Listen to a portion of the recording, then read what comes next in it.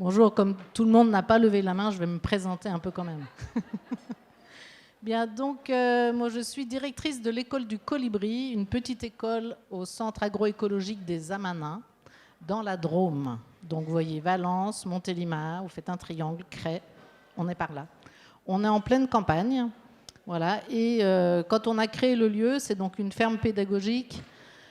C'est un lieu où on a essayé de montrer qu'on pouvait vivre dans la sobriété heureuse. Vous devez reconnaître l'expression, elle est de Pierre Rabhi. Et donc, on a été inspiré par Pierre, qui nous a beaucoup aidé au niveau de la philosophie du projet. Et donc, dans ce projet-là, à un moment, Pierre est venu avec les deux questions suivantes. Quelle planète laisserons-nous à nos enfants et quels enfants laisserons-nous à la planète? Et comme moi, j'étais un stit, ce genre de phrase, ça fait ding. Quelle planète on laissera à nos enfants? Mais oui, ça c'est une bonne question. Mais quels enfants on va laisser à la planète? C'est une question encore plus intéressante. Donc on a commencé à réfléchir là-dessus. Et moi, on m'avait demandé d'intervenir pour les classes découvertes. Parce que s'il y a des enseignants dans la salle, on fait des classes découvertes. Et donc dans ces classes découvertes, je commence à écrire le projet et rapidement m'échappe la phrase suivante. Non, mais il y aurait une école, on serait en classe découverte toute l'année, quoi. Ça serait quand même le pied. Et là, on me prend au mot. On me dit, bah, pourquoi pas? Donc, on a créé cette école et en même temps, donc, on montait le reste de la structure des Amanins. Donc, c'est un lieu où vous pouvez venir en vacances, où vous pouvez venir en formation. Et c'est un lieu où on va vous montrer qu'on peut vivre de façon sobre et on n'est pas dans l'autarcie du tout, on est dans une grande autonomie. C'est-à-dire que la nature est très généreuse et qu'en vivant sur ce qui se produit sur un lieu, on peut vraiment vivre bien. Voilà. Et donc, quand on a mis l'école au milieu, en parallèle, on construisait le lieu et on s'est rendu compte que nous, les adultes, on avait beau bien connaître Pierre Rabhi, manger chez lui, quoi. On était quand même vraiment des proches. Hein. On ne savait pas du tout coopérer. Voilà. Donc, on est allé apprendre. Donc, on a fait des week-ends de CNV, des week-ends de ceci, des week-ends de cela, pour apprendre mais comment ça marche. Et moi, avant d'avoir été enseignante, en parallèle plutôt de mon métier d'enseignante, j'ai fait une formation en psycho. Et j'ai eu la chance de travailler sur un groupe qui est dans la Drôme et qui travaille sur la dynamique relationnelle. Et la dynamique relationnelle, c'est comment je prends soin du lien dans le lien à l'autre et dans le lien avec moi-même.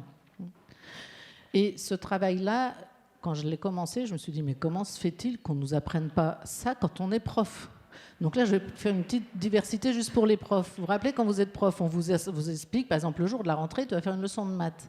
Donc nous, on prépare la didactique des maths. On met de la pédagogie, parce que quand même, on est bon, hein, voilà, et on a bien prévu ça. Mais on ne nous avait pas dit que quand on allait rentrer dans la classe et qu'on allait commencer le cours, on aurait affaire à un groupe. Et que dans ce groupe, il y a plein d'interactions qui se passent. Donc on ne savait pas qu'il y en a un qui pleurait parce qu'il a perdu sa dent, un autre parce qu'il avait très envie d'aller aux toilettes, le troisième parce que machin lui a pris son crayon, le quatrième parce que machin lui a dit qu'il était nul. Ça, on ne nous l'avait pas dit.